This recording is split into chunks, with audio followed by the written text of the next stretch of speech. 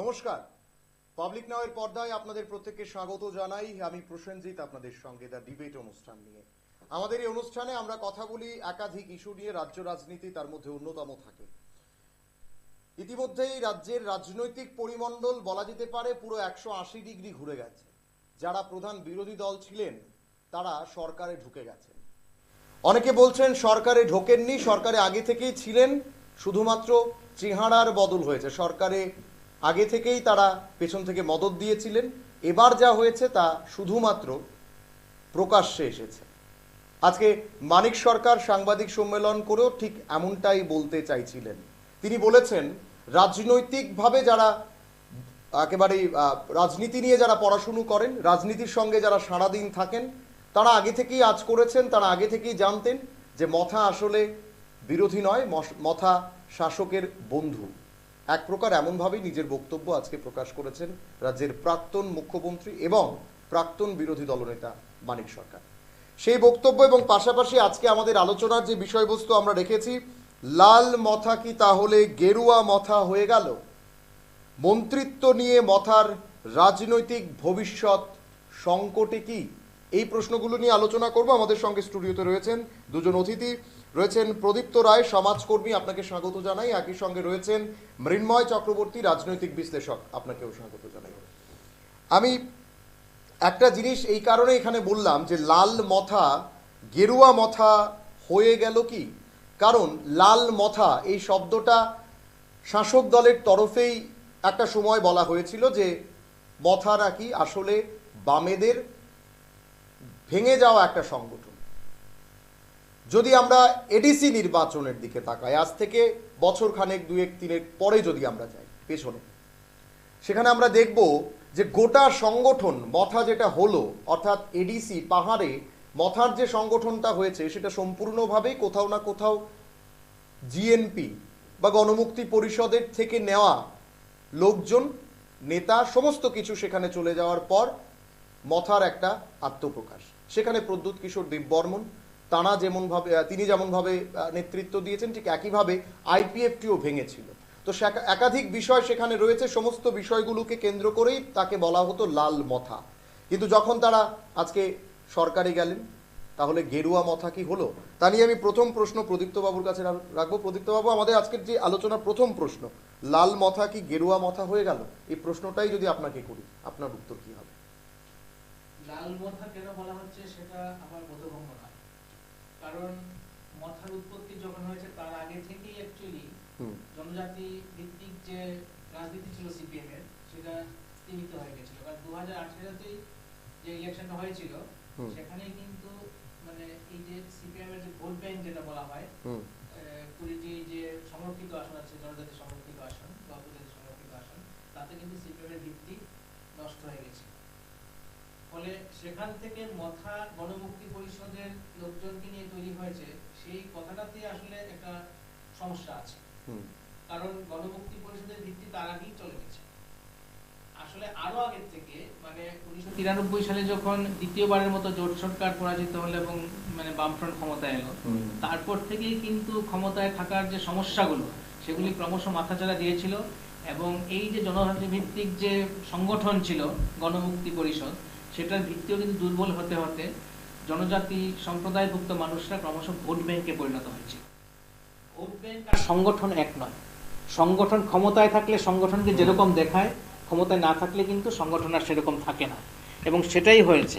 অর্থাৎ যদি vote bank থাকে, যদি চেতনার মানের উন্নয়ন না ঘটে, তাহলে কি হয়, এই ভোট ব্যাংক বেশি দিন থাকে না। শাসন ক্ষমতা থাকলে থাকে, আর যখন শাসন ক্ষমতা থাকছে না তখন সেই ভোট ব্যাংকও থাকছে না। ফলে এখানে লাল মথা কেন বলা হচ্ছে, অন্তত যদি এরকম বলা হয়ে থাকে যে গণমুক্তি পরিষদ ভেঙে করা হয়েছে, সেটা আমার মনে সঠিক নয়। মানে সত্যটাকে সঠিকভাবে তুলে ধরা হচ্ছে না। তারপরেও ব্যাপারটা হচ্ছে যে আসলে মথার উৎপত্তি হলো কি করে। হঠাৎ করে মথা তৈরি হলো কয়েক মাসের মধ্যে এডিসি দখল করে নিল, 3-4 মাসের মধ্যে। এরকম ভোজবাজি বা ম্যাজিক তো এমনি এমনি হয় না। আসলে মথাকে তো তৈরি করা হয়েছে। মানে অ্যাকচুয়ালি যখন সেকেন্ড লাইন তৈরি করার প্রয়োজন হয়েছিল, আরএসএস তো যখন তৈরি করেছিল, মানে বিজেপির সংগঠন তৈরি হয়েছিল যে মানে ত্রিপুরাতে, তার অনেক আগে থেকেই কিন্তু আরএসএস তার কার্যাবলী ত্রিপুরার বিভিন্ন অঞ্চলে চালু রেখেছে। প্রায় 20 বছর তো আরএসএস ত্রিপুরাতে সক্রিয়। অনেকেই বুঝতে পারেনি এবং বিগত 8-10 বছর ধরে অনেক বেশি সক্রিয় হয়ে উঠেছে এবং বিশেষ করে জনজাতি ভিত্তিক অঞ্চলে সেখানে কিন্তু আরএসএস এর ব্যাপকভাবে ওরা কাজ করেছে, নীরবে কাজ করেছে। পরবর্তী সময় বোঝা গেছে ওরা কত ব্যাপকতা নিয়ে কাজ করেছে এবং তার প্রভাব কিন্তু আছে এবং ওইভাবে কিন্তু চাইলে ওরা অনেকগুলো সংগঠন তৈরি করে নিতে পারে। তো মথা তৈরি হওয়ার পেছনে এরকম একটা পরিকল্পনা ছিল, যেখানে দেখা গেছে বিজেপির রাজনীতিটা যেখানে সরাসরি নিয়ে যাওয়া যাচ্ছে না, কিংবা বিরোধী শক্তিকে যেহেতু নিজেদের অনুকূলে রাখতে লাগবে, মানে সাধারণভাবে যেটা মনে হবে যে বিরোধী শক্তি, আসলে সেটা আমাদেরই শক্তি। এই অবস্থাটা কিন্তু সারা ভারতে বিভিন্ন জায়গায় কিন্তু আরএসএস তৈরি করেছে, অর্থাৎ বিজেপির একটা বিকল্প তৈরি করে রেখেছে, সেকেন্ড লাইন তৈরি করে রেখেছে, বিভিন্ন রাজ্যে রাজ্যে তৈরি করা আছে। তো মথাও কিন্তু তারই একটা অংশ। ফলে সেখান থেকে মথা যে এখন মন্ত্রিসভায় যোগ দিয়েছে সেটা একটা স্বাভাবিক বিষয়, সেটা কোনো চমক নেই বিষয়টার মধ্যে। আর তাছাড়াও কি হয়েছে, আজকে মথা মন্ত্রিসভায় যোগ দিয়েছে, লোকসভা ইলেকশনের পরে আবার মন্ত্রিসভা থেকে বেরিয়েও আসতে পারে, আবার ত্রিপ্রাণের দাবি জোরদার হতে পারে। কখন একটা দাবিকে জোরদার করে তোলা হবে, কখন এটাকে স্তীমিত করা হবে, সেটা তো একটা পরিকল্পনার ব্যাপার। আজকে এই যে অনশনের যে নাটকটা হয়েছে, অনশন নাটকের পরে এই স্ক্রিপ্টটা তৈরি করা হয়েছিল, সেই স্ক্রিপ্ট অনুযায়ী এখন মন্ত্রিসভায় যোগ দিয়েছে। এখন অবধারিতভাবে ওরা এই যে ত্রিপুরার যে 2টো আসন আছে সেটা জিতবে এবং সর্বভারতীয় যে পরিকল্পনা আছে এবার বিজেপির, এই যে 370 + 30 ধরে 400 পার, এই পরিকল্পনার মধ্যে ওরা ছোট পরিকল্পনা, বড় পরিকল্পনা, সমস্ত পরিকল্পনাদের থাকে এবং বহু বছর ধরে এদের পরিকল্পনা থাকে। বিরোধীদের তেমন কোনো পরিকল্পনা থাকে না, ওরা পিছিয়ে পিছিয়ে দৌড়ায়। মানে ওর শাসকের যে কার্যাবলী আছে ওই ঘটনার পর ওরা ভাবতে বসে এবার আমরা কি করব, ফলে ওদের কোনো পরিকল্পনা থাকে না। কিন্তু বিজেপি অনেক সংগঠিত এবং পরিকল্পনা ভিত্তিকভাবে ওরা চলে এবং আরএসএস এর পরিকল্পনার উপর মূলত চলে, মূলত বলছে, একবার পুরোপুরি নয়। তো সেদিক থেকে হিসাব করলে পরে সেই একটা সার্বিক যে সর্বভারতীয় পরিকল্পনা আছে, এবার ইলেকশনে যে আওয়াজটা তোলা হয়েছে 400 পার, তারই একটা অংশ হিসেবে মথা এখন যোগ দিয়েছে মন্ত্রিসভায় এবং আগামী লোকসভা ইলেকশনে যৌথভাবে ওরা ইলেকশনটা যেহেতু গাইবে, অবধারিতভাবে বলা যায় যে পূর্ব এবং পশ্চিম ত্রিপুরা দুটোই বিজেপি মথার জোট, মানে এনডিএ ভুক্ত হয়ে যাবে, মথা এনডিএর অনুকূলে চলে যাবে। আমি মৃন্ময়দার কাছে আসবো একই প্রশ্ন নিয়ে। মৃন্ময়দা, বিজেপি শুরু থেকেই বলতো, একাধিক জায়গায় তাদেরকে বক্তব্যে শোনা গেছে লাল মথা, মথা আসলে বামেদের রূপ বা প্রতিচ্ছায়া অনেকে বলতো বিজেপির তরফে। কিন্তু এখন সে লাল মথা কি গেরুয়া মথা হলো? কালকে সরকারে যখন তারা যোগ দিলেন, গেরুয়াকরণ কি হয়ে গেল? এটা তো মানে যখন মানে তাদের মধ্যে যে একটা এজেন্ডা কাজ করেছে, তাদের মধ্যে একটা গোপন বোঝাপড়াও তাদের কাজ করেছে, কে কিভাবে কাকে ব্যবহার করবে, জনজাতি অংশের মানুষকে আর নিজেদের অনুকূলে আনার জন্য তাদের একটা প্ল্যাটফর্ম দরকার। সেই প্ল্যাটফর্মটার জন্য একটা ওয়েটেবল পার্সন তাদের দরকার। আর সবসময় এই ধরনের পার্সন সবসময় রাজবাড়ি কেন্দ্রিকই হয় সাধারণভাবেই এই ধরনের ক্ষেত্রে। সেটাও ত্রিপুরার ক্ষেত্রে হলো রাজবাড়ি কেন্দ্রিক। আপনার জনজাতিদের মধ্যে যে সেন্টিমেন্ট তৈরি করা হলো, সেই সেন্টিমেন্টটাকে কাজে লাগিয়ে দেওয়া। কিন্তু এই ত্রিপুরা মথার যে মাস বেসের একটা লায়ন শেয়ার লেফটের, মানে জিএমপির, সেইটা কিন্তু স্টিল নাও তার কাছে এখনও ছিল। এখন সেই দিক থেকে হচ্ছে, যেটা আপনি দেখুন যে মাস বেসটা শিফট করে গেছে সিপিএমের, 2018-তে শিফট করেছে, 2021-এর এডিসি ইলেকশনে শিফট করেছে, 2023-এর বিধানসভা নির্বাচনও তারা শিফট করেছে। তারা বারবারই চেষ্টা করেছে যে তাদের মাস বেসটা, মানে ট্রাইবেল এলাকার যে তার জনভিত্তিটা মানে জিএমপির, সেটা যাতে ফেরত আসে, তার জন্য তারা বিভিন্ন ধরনের কর্মসূচিও নিয়েছিল, কিন্তু তারা ততটা সফল হয়নি। 2023-এর বিধানসভা নির্বাচনের সময়ও তারা সফল হয়নি। আগে 2018-তে 2টো সিট ছিল, এবার সেটাও তাদের হারাতে হয়েছে। তো এই যে মাস বেসটা অ্যাকচুয়ালি যেটা ছিল, এটা ছিল আপনার মানে জিএমপিরই মাস বেস। এবার ধাপে ধাপে এই মাস বেসটা বিভিন্ন দিকে চলে যায়। মূলত শেষ পর্যন্ত এই মাস বেসটাকে কনসোলিডেট ফর্মে আপনার মথার কাছেই চলে আসে। যে আইপিএফটিও তেমন অপারেট করতে পারেনি, জিএমপিও নেই, সেদিক থেকে একটা কনসোলিডেটেড ফর্ম, তাদের কাছে একটা গ্রহণযোগ্য লিডারশিপ, একটা সেন্টিমেন্টাল ইস্যু, সব দিক থেকে এটার বাস্তবতা কি আছে না আছে অত মানুষ বুঝতে চায় না। একটা ওয়েটেবল পার্সন, ত্রিপুরার রাজা হিসাবে যিনি নিজেকে বলেন, উনার দেওয়া স্লোগানকে সামনে রেখে তারা ইউনাইটেড হওয়ার চেষ্টা করেছে। আর এই ক্ষেত্রে রুলিং পার্টি হিসাবে বিজেপি একদম মৌনং সম্মতি লক্ষণম, সব কিছুর ক্ষেত্রে একটা ছাড়পত্র দিয়ে গেছে। দুবার তারা স্ট্রাইক করেছে, গভর্নমেন্ট নীরবভাবে ভূমিকা পালন করেছে, কোনো ধরনের মানে প্রশাসনিক পদক্ষেপ নেই, চুপচাপ। এভাবে কখনো কোনো সময় এর আগেও যদি কোনো অপোজিশন পার্টি স্ট্রাইক ডাকতো, তাহলে সরকারের তরফ থেকে যে ধরনের পদক্ষেপ থাকে, এবার প্রশাসনের তরফ থেকে এই সমস্ত কিছু যা কিছু এটা একদম নীরব, মানে পিন অফ সাইলেন্সের মতন কাজ করেছে প্রশাসন, মানে মৌন সম্মতি লক্ষণম, তোমরা করো আমরা আছি, তোমরা যাই বলো।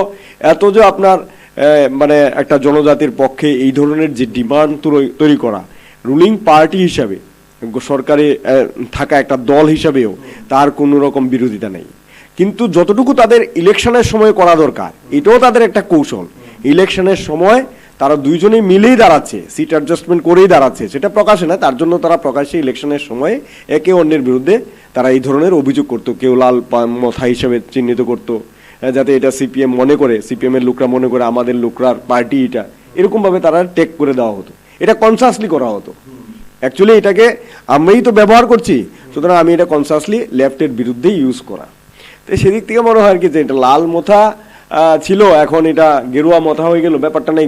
গেরুয়া মাথা তার যে মাস বেসটা, আমার মনে হয় এই মাস বেসটা শিফট করার দিকে, মানে এই মাস বেসটা কখনো কোনো সময় ফুল ফ্লেজেড বিজেপির পক্ষে ছিল না, এটা ছিল এই সময়ের এই মুহূর্তে একটা সরকারের ইনকামবেন্সির একটা পরিপ্রেক্ষিতে তারা শিফট করেছিল। কিন্তু এই বিজেপি সরকারের বিরুদ্ধে তাদের যে একটা ভূমিকা, তাদের যে আওয়াজ, সেটা আমার মনে হয় মথার পক্ষে এখন ধরে রাখাটা কঠিন হবে। যদি জিএমপি মাঠে নামতে পারে, লেফট যদি মাঠে নামতে পারে, তাহলে তাদের মাস বেসটাকে রিভাইভ করার চান্স থাকতে পারে। মানে যদি জিএমপি সেখানে তাদের প্রচার বা তাদের যদি আমরা তো একটা প্যারামিটার দিতে পারি না, তারা তাদের উইকনেসটা বুঝতে পারবে যে কতটুকু তারা নিতে পারবে, কারণ এটা একটা ভেকুয়াম, তারা তো একটা ভেকুয়ামের জায়গায় এখন আছে, যে এই দিকে যাবে না সেদিকে যাবে, সেদিক থেকে তারা যদি অপারেট করতে পারে, নামতে পারে, সেটা মনে হয় বেটার হবে তাদের জন্য। প্রদীপ্ত, একটা জিনিস মানে এখন রাজনৈতিকভাবে অনেকের মনে এই প্রশ্নটা জাগছে যে মানে এই যে জিনিসটা হলো, রাজ্যের মানুষ একটা বিরলতম ঘটনা বা সাক্ষী থাকলো, এবং আমি গতকালকে আমাদেরকে টেলিফোনিক সাক্ষাৎকার দিচ্ছিলেন সুদীপ রায় বর্মন, রাজ্যের বিধায়ক, রাজ্যের প্রাক্তন মন্ত্রীও তিনি ছিলেন। তিনি বলছিলেন যে এই মুহূর্তে দাঁড়িয়ে, মানে আমাদের আজকের দ্বিতীয় যে টপিকটা ছিল যে মথার রাজনৈতিক ভবিষ্যৎ কোথাও সংকটে কিনা, তিনি বলছিলেন, সুদীপ রায় বর্মন বলছেন যে এটা একটা নীল নকশা তৈরি করেছে রাজ্যের শাসক দল মথাকে একেবারে বিনাশ করে দেওয়ার জন্য, মানে মথাকে গ্রাস করার জন্য এটা শাসক দলের নীল নকশা, সুদীপ রায় বর্মন বলছেন। বিভিন্ন জায়গায় বিভিন্নভাবে সেটা নিয়ে আলোচনা হচ্ছে, জিতেন্দ্র চৌধুরীও ঠিক একইভাবে নিজের বক্তব্য প্রকাশ করেছেন, এবং আজকে মানিক সরকারের বক্তব্যেও সেটা অনেকটা প্রকাশ্যমান। সত্যি অর্থে কি এই জিনিসটা হতে যাচ্ছে যে গ্রাস করে নেওয়া, যেটা আইপিএফটির ক্ষেত্রে আমরা দেখলাম, তাদের বিধায়ক সংখ্যা কমে এখন এক, মানে একেবারেই নিশ্চিহ্ন একটা পার্টি হয়ে যাওয়া মন্ত্রিত্বে যাওয়ার পর? যদি বিজেপি মনে করে যে মথার প্রয়োজন নেই, তাহলে মথাকে বিজেপির সঙ্গে মিশিয়ে দিতে পারে, কিন্তু সেটা এই মুহূর্তে করবে কেন?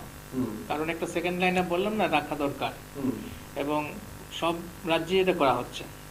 তো সেক্ষেত্রে মথা বিলীন হয়ে যাবে ব্যাপারটা এরকম নয়, মথা থাকবে, রেখে দেওয়া হবে। আইপিএফ তো আছে, মানে সাইনবোর্ড হলেও তো আছে, এবং বিজেপি একজনকে জিতিয়ে নিয়ে এসে আইপিএফটির নাম দিয়ে, যেটা ওইসব থেকে হয়েছে কি বলে শান্তির বাজার থেকে, জোলাইবাড়ি থেকে, তো ওইটা তো করেছে ওরা। তো সেরকম ভাবেই মথা থেকে যাবে। আর মথার নেতৃত্বের যে টার্গেট, সেটা তো কি হচ্ছে, মথা তো কোনো বিরাট গণ আন্দোলনের মধ্য দিয়ে উঠে আসেনি, মথা হঠাৎ করেই উঠে এসেছে, তারপর দেখা গেল এডিসি দখল করে এনেছে, তারপর ওদের 1 পয়েন্ট ইস্যু যেটা ত্রিপুরাল্যান্ড সেটাকে সামনে এনেছে। ঠিক আছে, প্রথম থেকেই ছিল, কিন্তু তারপর সেটাকে আরো বেশি করে বাড়িয়ে দিয়েছে। এডিসি দখল করার পরে সেটা আরো বেশি বেশি করে বাড়িয়ে দিয়েছে। কেউ ভাবতেও পারেনি এডিসি দখল করার আগে যে মথা এডিসি দখল করবে।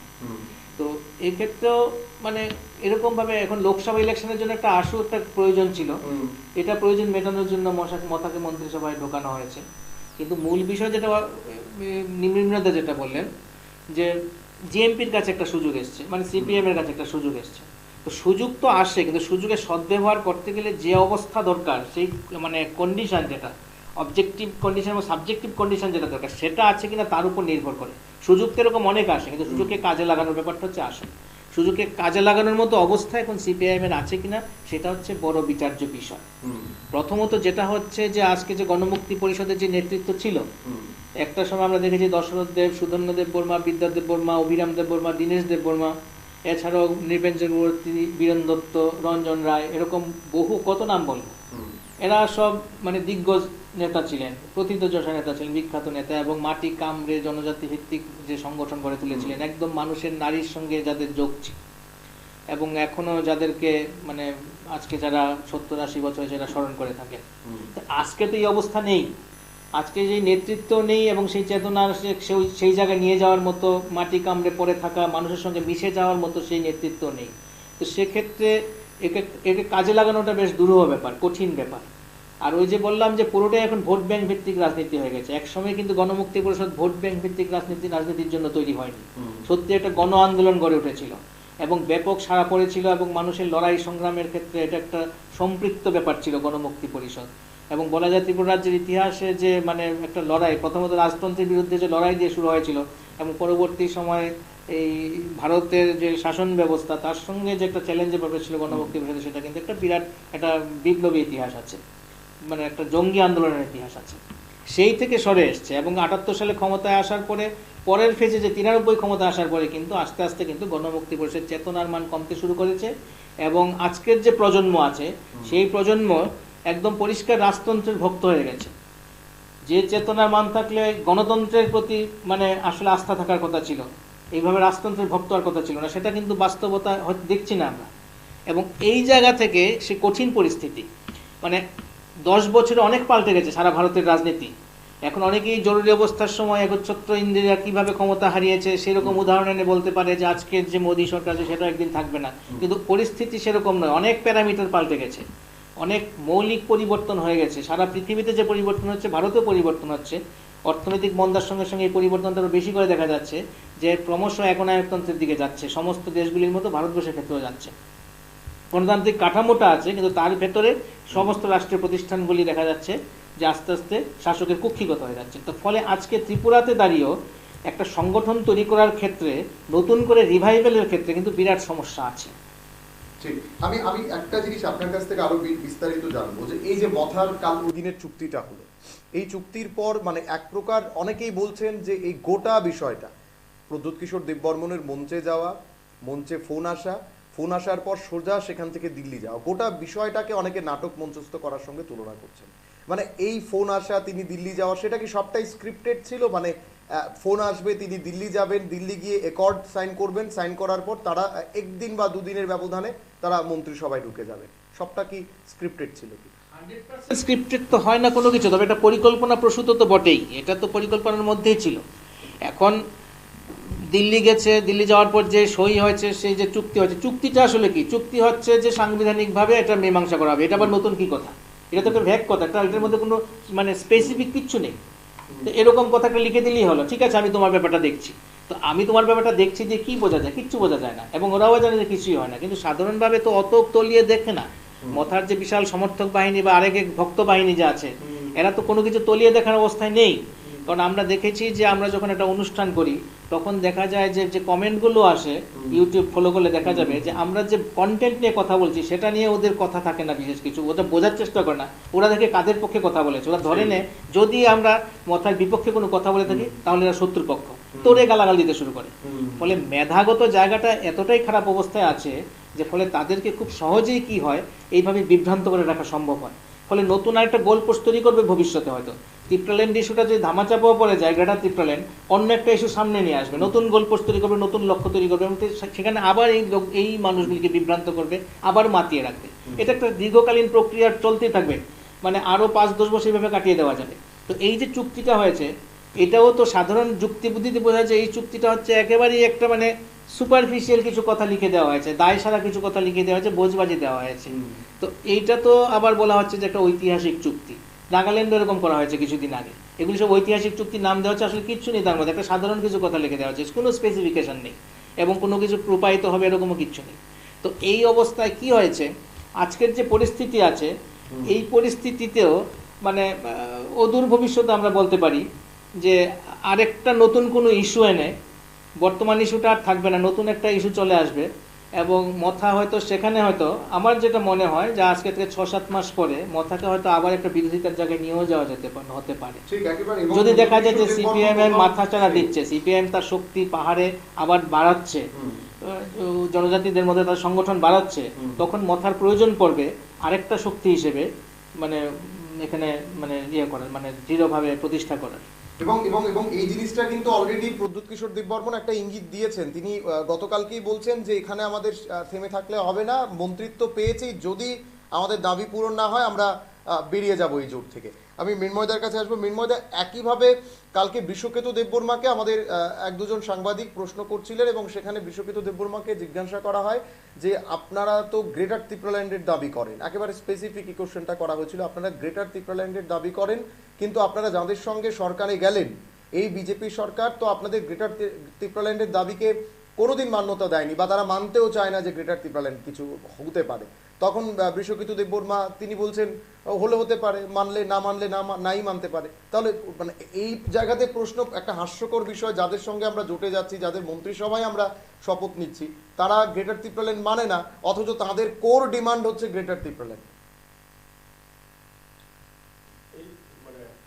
ত্রিপুরা মথার বিজেপির সাথে জুটে যাওয়া, সেটা তাদের যে দাবি, এটা হচ্ছে তাদের হাইয়েস্ট দাবি।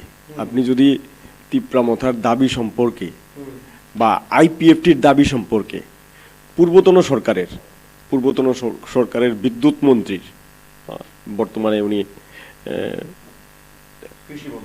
না এখন উনি প্রাক্তন এর আগের সরকারের যে বিদ্যুৎ মন্ত্রী, উনার যে বক্তব্য ছিল, সে বক্তব্য বলেছিলেন ওনারা আইপিএফটির তো এটা শেষ দাবি ত্রিপুরাল্যান্ড, এটা তাদের নিজস্ব দলের দাবি, কিন্তু বাকি যে বিষয়গুলি থাকে রাজ্যের ডেভেলপমেন্টের প্রশ্নে, সেই প্রশ্নে তো তাদের সাথে আমাদের ঐক্যমত আছে, তার জন্যই তারা সরকারে আছেন।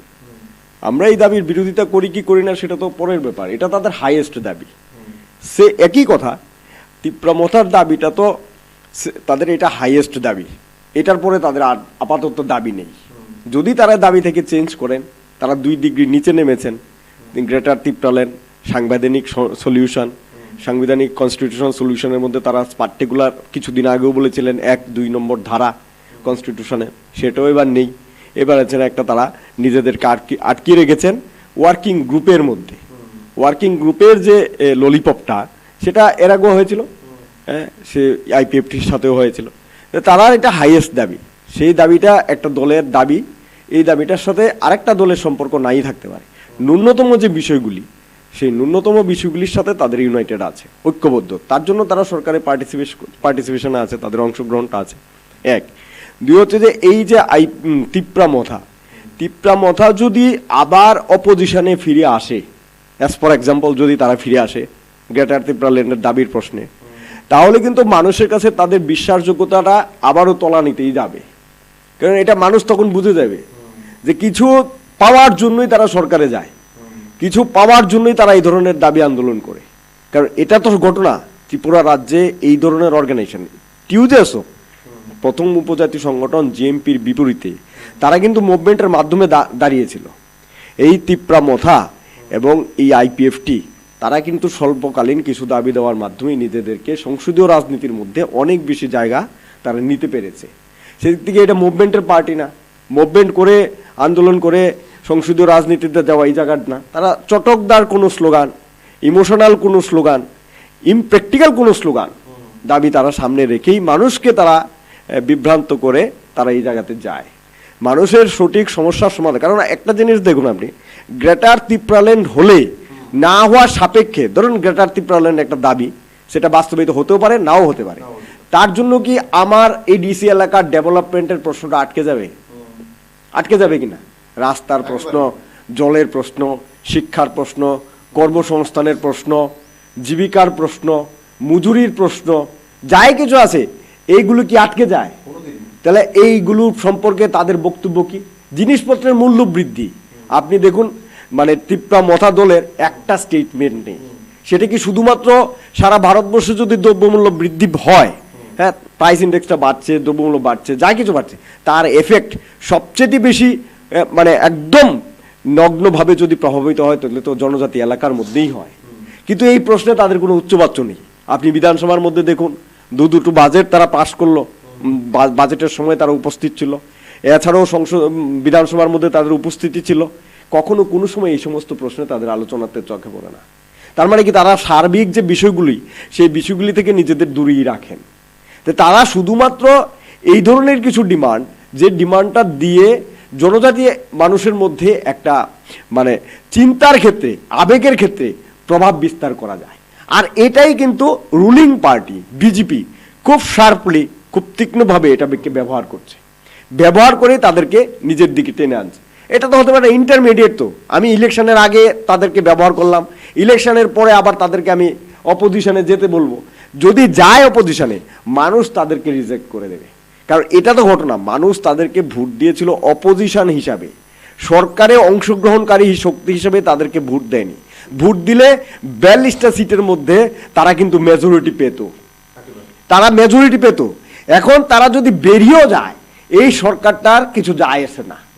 তিপ্রা মথা যদি বিজেপি সরকারটা থেকে বেরিয়ে যায়, তাহলেও কিন্তু এই সরকারটা পড়ে যাবে না, পড়ে যাওয়ার কোনো চান্স নেই। তিপ্রা মথার উপর দাঁড়িয়ে বিজেপি সরকারটা নির্ভর করবে না। সুতরাং তাদেরকে এখানে ঝুলেই থাকতে হবে। তারা এখানে ধমক দিয়ে চমক দিয়ে আর কিছু কাজ হবে না, যে আমি যদি চলে যাই তোমার সরকারটা পড়ে যাবে, এরকম বিষয়টা হবে না। হ্যাঁ, সেদিক থেকে বলছি যে তিপ্রা মথার মানে পলিটিক্যাল কেরিয়ার, একটা ব্যক্তির যেমন পলিটিক্যাল কেরিয়ার থাকে, একটা রাজনৈতিক দলেরও পলিটিক্যাল কেরিয়ার থাকে। যদি সেটা ঠিক ঠিক কৌশলগত পদক্ষেপ না নিতে পারে, তাহলে তার ভবিষ্যৎ কিন্তু অন্ধকারেই যায়। কারণ মানুষের কাছে তাকে প্রশ্নের জবাব দিতে হবে। আমি ভোট দিয়েছিলাম অপোজিশন হিসেবে, তোমাকে বিজেপির সাথে সরকার করার জন্য আমরা ভোট দেইনি, এটা তো বলবো মানুষ। একেবারে। প্রদীপদা, আরেকটা জিনিস অনেকের মনেই হয়তো এই প্রশ্নটা জাগছে, বা যারা আমরা যদি দেখি জনজাতি অংশের মানুষ রয়েছেন, তারাও হয়তো বা এই অ্যাকর্ডটা নিয়ে এখনো সবাই ওয়াকিবহাল নয়। সবাই বলবো কি, মানে একেবারে আমি ধরে নিতে পারি 98% মানুষই এখনো ওয়াকিবহাল নয়, যারা আমাদের জনজাতি ভাই বোনেরা রয়েছেন, যে বা আমাদের যারা দর্শক রয়েছেন। এই যে অ্যাকর্ডটা হলো, যেটাকে মানে প্রদ্যুৎ কিশোর দেববর্মন দীর্ঘদিন ধরে বলছিলেন যে গ্রেটার ত্রিপুরাল্যান্ড, সেই দাবি বা সেই ওয়ার্ড বা সেই শব্দটার পেছনেই তাদের মুভমেন্ট ছিল। বিবেকানন্দ ময়দানে যখন তারা মুভমেন্ট করেছিলেন, সেখানে যখন তারা মঞ্চ করেছিলেন, মঞ্চের উপরে একেবারে বড় হরফে লেখা ছিল গ্রেটার ত্রিপুরাল্যান্ড। কিন্তু পরবর্তী সময় সেটা কনস্টিটিউশনাল সলিউশনে আসা হয়। কিন্তু এরপরে তিনি যেটা বলেছিলেন, যারা লিখিত দেবেন তাদের সঙ্গে তিনি যাবেন। এটা যেটা হলো, এটা কি কোথাও কনস্টিটিউশনাল সলিউশন হলো, বা গ্রেটার ত্রিপুরাল্যান্ড হয়ে গেল সেই জিনিসটা, নাকি এই যে কমিটিটা হলো সেটা ভবিষ্যতে, যেটা প্রদ্যুৎ কিশোর দেববর্মন বলছেন, সরকারের থেকে দাবি জানাবেন? অনিমেষ দেববর্মাও কালকে বলছিলেন নিজের বক্তব্যে সংবাদ মাধ্যমের সামনে, যে আমরা সরকারের থেকে দাবি জানাবো। এটা কি আদৌ পসিবল যে সরকারের থেকে গ্রেটার ত্রিপুরাল্যান্ড করা, বা যেই দাবিটা সম্পূর্ণ হলোই না, বা তারা যে দাবিটা পেলেনই না, শুধুমাত্র একটা কমিটি? অনেকে বলছেন বোতলবন্দি করা হয়েছে মাথাকে, অনেকে বলছেন আন্দোলন একেবারে পুরোপুরিভাবে আটকে দেওয়ার জন্য এটা একটা কৌশল নিয়েছে বিজেপি, যাতে কোনোদিন আর তারা আন্দোলনে না নামতে পারে। সেই একাধিক বিষয়কে সামনে রেখে, এবং সেটা সেই কলাপাতা, বা সেটাকে অনেকেই কলাপাতা বলছেন এখনো, সেটাকে সামনে রেখে তারা সরকারে যাওয়ার জন্য একটা কৌশল খুঁজছিলেন। হচ্ছে এই ত্রিপুরা রাজ্যের সঙ্গে গ্রেটার ত্রিপুরাল্যান্ডের তফাৎটা কি? ত্রিপুরা নয় কেন, গ্রেটার ত্রিপুরাল্যান্ড কেন? গ্রেটার বলা হচ্ছে, কিন্তু আসলে ত্রিপুরা যে রাজ্যটাতে, তার থেকে কিছুটা অংশ বাদ দিয়ে বাকিটা নিয়ে বলা হচ্ছে ত্রিপুরাল্যান্ড, গ্রেটার ত্রিপুরাল্যান্ড। গ্রেটার শব্দটাই তো একটা বায়বীয় শব্দ। গ্রেটার মানে তো কিছু সামথিং গ্রেটার, মানে কিছু বড়, কিন্তু ছোট করার কথা বলা হচ্ছে এডিসি এরিয়ার অন্তর্ভুক্ত যে অঞ্চলটা আছে সেটা নিয়ে গ্রেটার ত্রিপুরাল্যান্ড। তো ত্রিপুরাল্যান্ড যদি ত্রিপুরাটা হয়, গ্রেটার ত্রিপুরাল্যান্ড তো তার চেয়ে বেশি কিছু হবে। প্রথম কথা হচ্ছে গোড়ায় গলত। এখন কথা হচ্ছে, সেদিন আমরা যে মানচিত্রটা দেখেছিলাম, যে গ্রেটার ত্রিপুরাল্যান্ড যদি এডিসি অঞ্চলটা হয়, তার বাইরে যে একটা রাজ্য হবে, 6খানা ছোট ছোট টুকরো নিয়ে একটা বিচ্ছিন্ন 3000 স্কোয়ার কিলোমিটার একটা রাজ্য হবে, যেটার নাম কি হবে? সেটা ত্রিপুরা, আর বাকিটা গ্রেটার ত্রিপুরাল্যান্ড। একটা অসম্ভব ভৌগোলিক একটা ব্যাপার। এই ভৌগোলিক মানে এরিয়া নিয়ে, পরিমণ্ডল নিয়ে কখনই একটা রাজ্য তৈরি হতে পারে না। যদি এডিসি এরিয়া নিয়ে রাজ্য তৈরি হয়, তাহলে বাকি যে 6খানা 7খানা পিস পিস করে যা আছে, এই যে সোজা সোজা নেমে এসছে কতগুলি খণ্ড খণ্ড জায়গা, এগুলি নিয়ে একটা 3000 স্কোয়ার কিলোমিটার একটা রাজ্য তৈরি হতে পারে না। হয় পুরো ত্রিপুরাটাকেই বলতে হবে গ্রেটার ত্রিপুরাল্যান্ড, আর না হলে গ্রেটার ত্রিপুরাল্যান্ড বলে কিছু হয় না। ফলে দাবিটা যে প্রথম থেকেই বোঝা যাচ্ছে, আসলে যে দাবিটার যে কোনো সারমর্ম কিছু নেই, সারার্থক কিছু নেই, অন্তঃসার শূন্য, সেটা এমনিতেই বোঝা যায়। কিন্তু ওই যে বললাম যে মানুষ অত কিছু তলিয়ে দেখে না, যে মানুষগুলিকে নিয়ে ওরা রাজনীতিটা করছে, সেই মানুষগুলি দেখছে না, ওরা জানেও না আসলে যে এডিসি এরিয়ার ম্যাপটা কি, আর গোটা ত্রিপুরা রাজ্যের ম্যাপটা কি, কিভাবে তার বিন্যাসটা করবে, এবং তার অর্থনৈতিক পরিস্থিতি কি আছে, আদৌ কোনো প্রশাসনিক এবং ইকোনমিক কন্ডিশন আছে কিনা এরকম গ্রেটার ত্রিপুরাল্যান্ড হওয়ার। ফলে এইরকম একটা দাবি এভাবে তুলে হয়েছে, দাবিটা ওদের জিগির ছাড়া তো কিছু নেই। ফলে সেটা রূপায়িত হওয়ারও প্রশ্ন নেই। আবেগটাকে কাজে লাগানো, আবেগটাকে কাজে লাগানো, এই আবেগটা একটা মানে স্বল্পমেয়াদী দীর্ঘমেয়াদী এরকম পরিকল্পনা থাকে, কখনো কোনো স্বল্পমেয়াদী থাকে, কখনো এটা দীর্ঘমেয়াদী থাকে। দীর্ঘমেয়াদী যখন করে তখন আবেগটাকে নিয়ে খেলা হয়, বিভিন্নভাবে আবেগের স্তরটার পরিবর্তন করা হয়।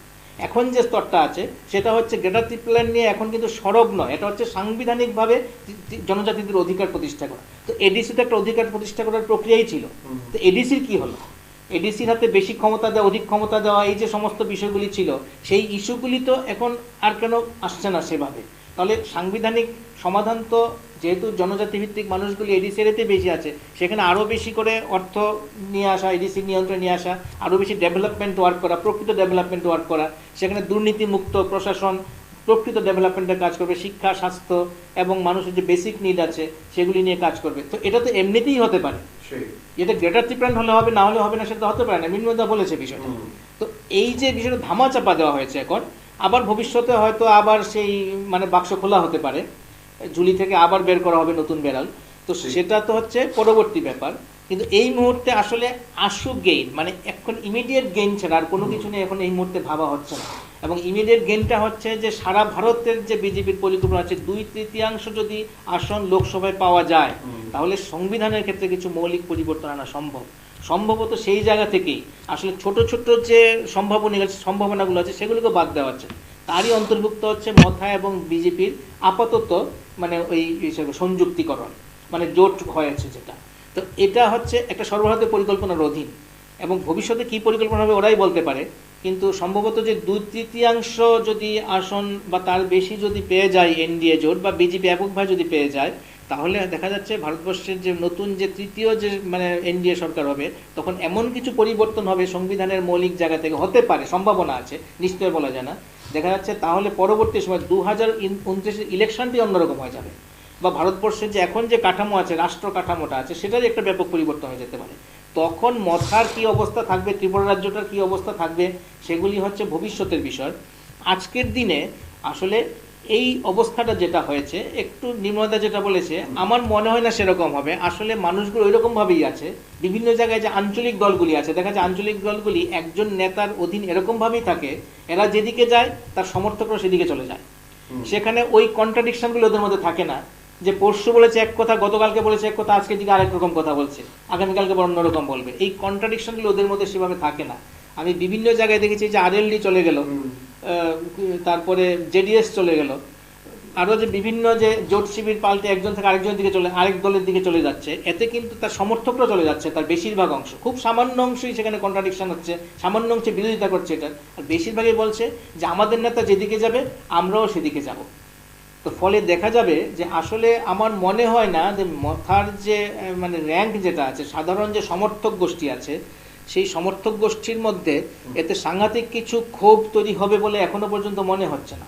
আর ওই যে বলা হচ্ছে না যে গণমুক্তি পরিষদের ওরাই এখন মথাতে গেছে, এটা আংশিক সত্য হতে পারে কিন্তু এটা সার্বিক সত্য নয়। আসলে আমি বিভিন্ন সময় দেখেছি, ওই সমস্ত ভেতরের অঞ্চলগুলিতে গিয়ে দেখেছি যে আসলে এতদিন যারা ছিল 2018 আগে, তারা সিপিএমের শাসন ক্ষমতায় থাকার জন্য যতটা সিপিএমের সঙ্গে ছিল, এখন শাসন ক্ষমতায় না থাকার জন্য সেখানে তারা অন্য শিবিরে চলে গেছে। শাসকের সঙ্গে থাকলে সুবিধাগুলো বেশি পাওয়া যায়, ওই জন্যই যাচ্ছে।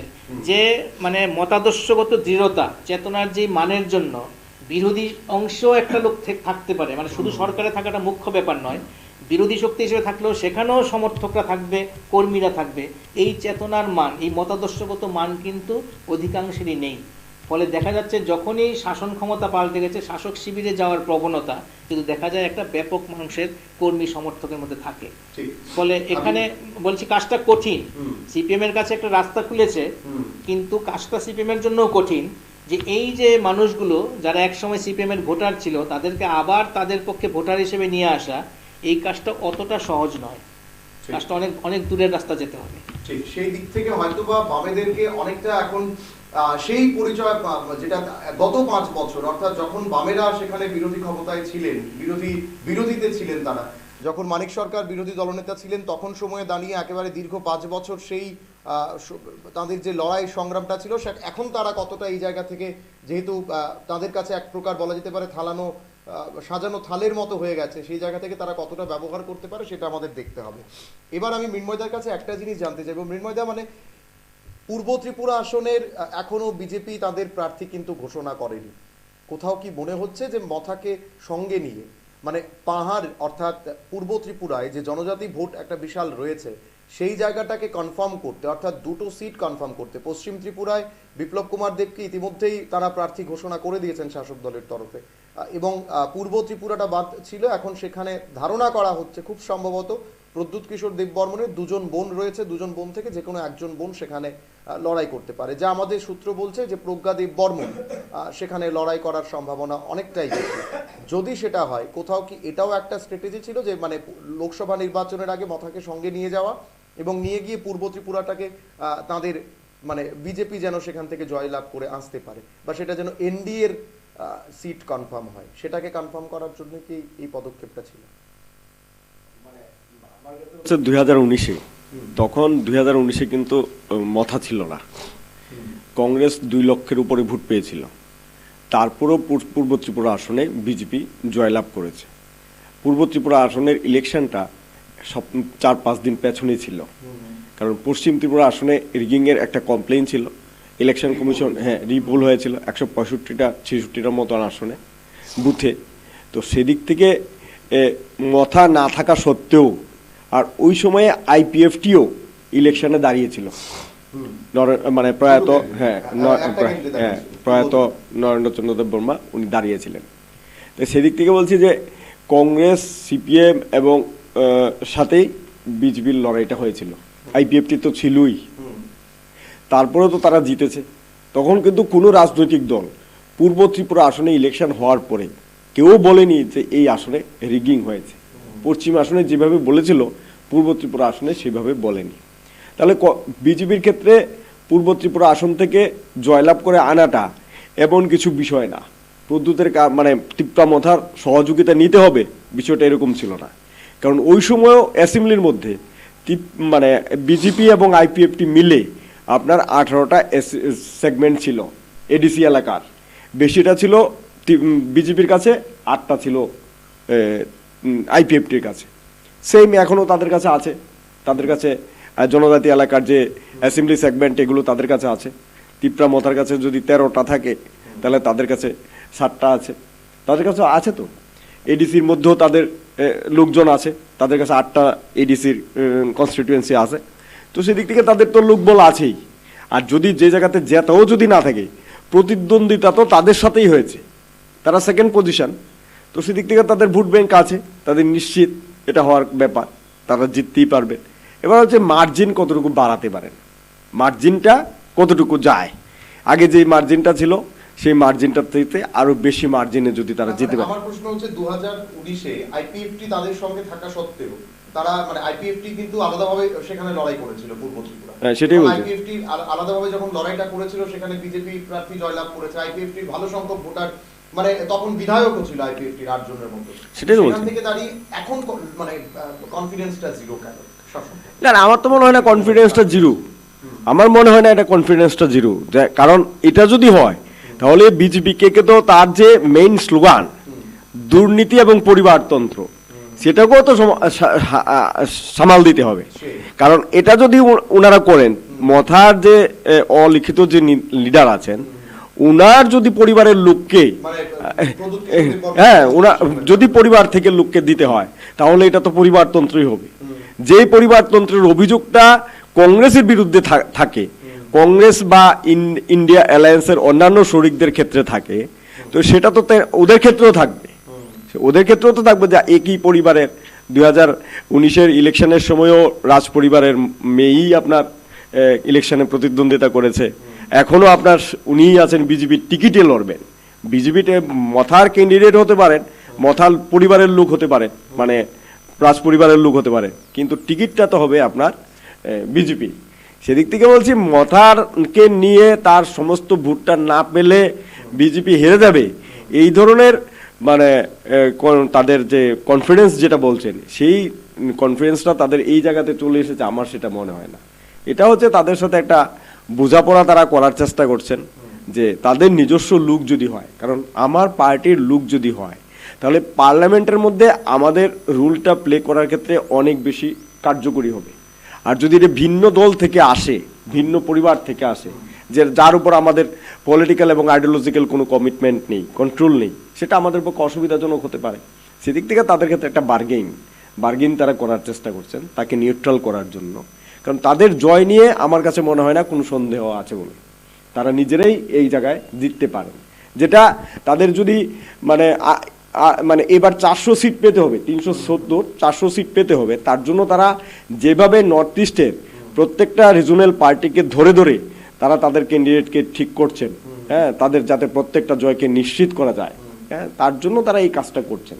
সেদিক থেকে তাদের কনফিডেন্সের কোথাও ঘাটতি নেই তাদের জেতার ক্ষেত্রে আর কি। তিপ্রা মথার উপর তাদের নির্ভর করতে হবে এরকম কোনো বিষয় নেই। ঠিক, একেবারে আমরা একদম শেষ দিকে রয়েছি, অনুষ্ঠান একদম শেষ করার পথে আমরা।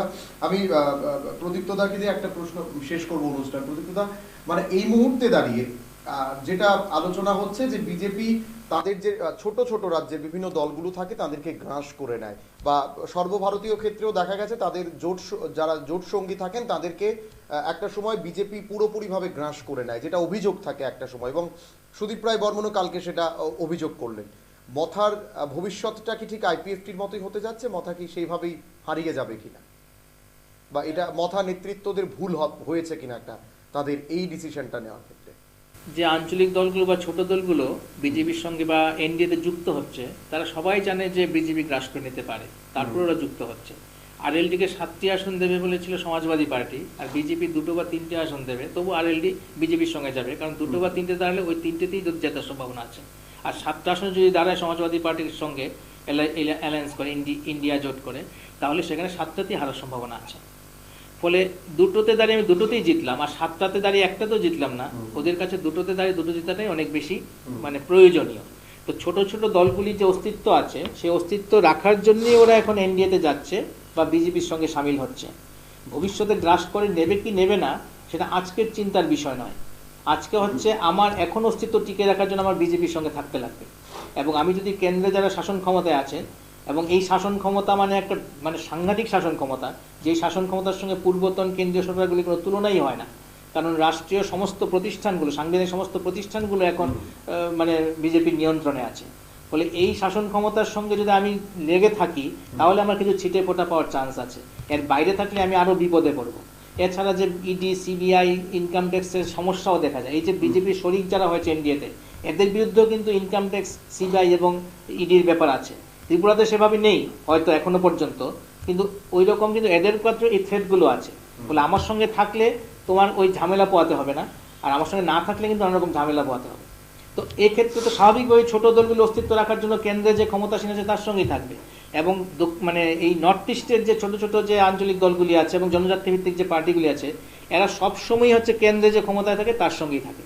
তো যথারীতি মথা কেন এই যে নর্থ ইস্টের সমস্ত যে দলগুলো আছে, তো এরা সবাই দেখা যাচ্ছে কেন্দ্রে যে ক্ষমতায় তার সঙ্গেই আছে, অ্যালায়েন্স করে আছে, অথবা এমনিতেই বন্ধুত্বমূলক সম্পর্ক নিয়ে আছে, কিন্তু কেউই কিন্তু ঝামেলায় যায় না এদের সঙ্গে, মানে কেন্দ্রীয় ক্ষমতার সঙ্গে। তো সেভাবেই মথা এখানে আছে, এবং বিজেপিতে একটা প্ল্যানে চলে না, তাদের অনেকগুলো প্ল্যান থাকে, এবং সবগুলি প্ল্যানকে সফল করার জন্য সর্বতভাবে চেষ্টা করে। বললাম না যে আজকে যে আইএনডিআই এ জোট হয়েছে, এদের কোনো পরিকল্পনা, এদের কোনো পার্টির কোনো পরিকল্পনা নেই। এরা যখন কোনো ঘটনা ঘটে তারপর ভাবতে বসে এবার আমরা কি করবো। বিজেপি ওই লাইনে চলে না, তাদের দীর্ঘকালীন প্ল্যান থাকে। হ্যাঁ, এই দীর্ঘকালীন যে পরিকল্পনা, সেই পরিকল্পনার অংশ হিসেবে তারা নানা রকম ভাবে তারা এক্সপেরিমেন্ট চালায়, কিন্তু প্রত্যেকটা এক্সপেরিমেন্টই তারা অনেক হিসেব কষে চালায়, এবং দেখা যায় যে প্রায় সব ক্ষেত্রেই ওরা সফল হয়। এবং যথারীতি এখনও হয়তো 10টা প্ল্যান ওদের আছে, এবং plan A, plan B, plan C সমস্ত প্ল্যানরা যেখানে যেরকম সুবিধা সেরকমভাবে চালু করছে। এখানে মথার সঙ্গে যে অ্যালায়েন্স হয়েছে সেটাও তাদের 10খানা প্ল্যানের মধ্যে একটা প্ল্যান আছে, কিন্তু তার মানে শুধুমাত্র এই প্ল্যান করে মথার সঙ্গে অ্যালায়েন্স করে ইলেকশন জিতবো তার জন্যই মথাকে নেওয়া হয়েছে। ব্যাপারটা শুধু এরকমও নয়, যে আধিপত্যের যে ব্যাপারটা আছে, মানুষের কাছে যে সার্বিকভাবে যে আধিপত্য কায়েমের ব্যাপারটা আছে, এটা বিজেপির রাজনীতির অংশ। শুধু জিতলেই হবে না, এমনভাবে জয় করতে হবে, এমনভাবে সমস্ত মানে পারিপার্শ্বিক সমস্ত যে অবস্থাটা আছে এটাকে নিজের কন্ট্রোলে আনতে হবে, যে মানুষ একটা ভীতি মিশ্রিত শ্রদ্ধা হোক, ভক্তি হোক কিংবা আবেগ হোক, এটা দিয়ে আমার পক্ষে থাকবে। তো এই ব্যাপারটা কিন্তু প্রতিষ্ঠা করার জন্য সমস্ত ছোট দলগুলিকেও ওরা নিয়ে নিচ্ছে একই সঙ্গে। তো এটারই অংশ হিসেবে ত্রিপুরা রাজ্যে মথা আছে।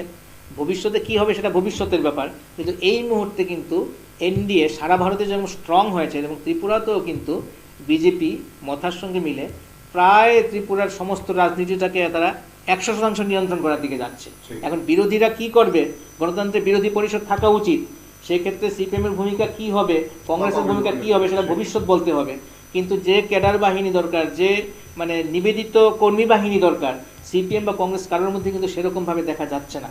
এবং আসন্ন লোকসভা ইলেকশন কীরকম হবে আমাদের বিগত ইলেকশনের অভিজ্ঞতা আছে, ফলে কিভাবে ওরা দাঁড়া করাবে, ওদের প্রার্থী কিভাবে মানে চয়ন হবে এবং সেই প্রার্থীকে জিতিয়ে আনার জন্য কি প্রক্রিয়া নেবে, ভোটের দিন কি হবে, ভোট গণনার দিন কি হবে, সেগুলি অতীত অবজ্ঞা থেকে আমরা জানি সেটা সুখকর নয়।